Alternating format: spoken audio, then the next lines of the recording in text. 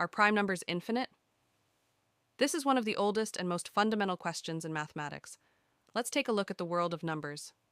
Here are the numbers from 1 to 60. Among these, some are very special. We call them prime numbers, numbers divisible only by themselves in 1. Now, let's filter out all the non-primes. What we're left with are the prime numbers. As you can see, they appear quite frequently at the beginning. So, does this list keep going forever, or does it eventually stop? Let's find out.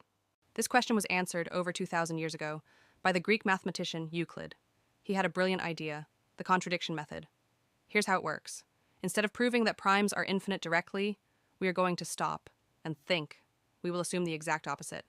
Let's suppose that primes are finite, so they end up somewhere. If that's true, we can write down every single prime number in one complete list. A list that starts at P1, P2, P3, all the way until we reach the very last one, Pn. This is the last prime number. According to our assumption, no prime number can exist after this point. This is our entire collection. Now, Euclid does something incredible with this list.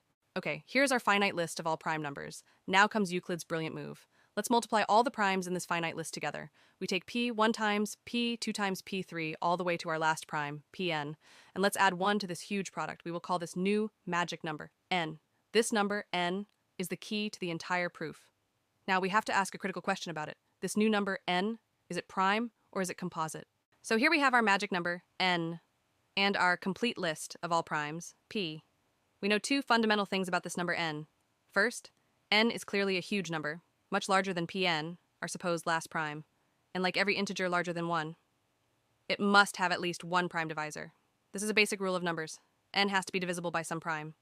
This leads to the second crucial question. But could this prime divisor be from our finite list P?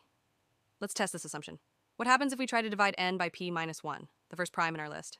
We can split the fraction. The first part divides perfectly, leaving an integer, but the second part leaves a remainder of 1. This means n is not divisible by p minus 1. Okay?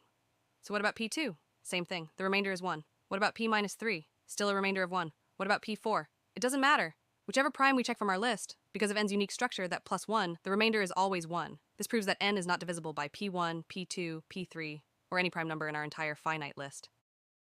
Contradiction. Here's the problem. We have established two facts that completely disagree with each other. First, we know that our number, n, must have a prime divisor. Second, we just proved that this prime divisor cannot be from our finite list P because, as we saw, the remainder is always 1. So, if n has a prime divisor, but that divisor is not in our list of all the primes, what does that mean? It means the prime divisor of n is a completely new prime, a prime number, p minus n plus 1, that was not in our original complete list. This shatters our original assumption, our assumption that the list of primes is finite and that we could write them all down. This assumption is false, and if an assumption leads to a logical contradiction, the opposite of that assumption must be true. Prime numbers are infinite. The list 2, 3, 5, 7, 11, 13, 17 simply goes on forever.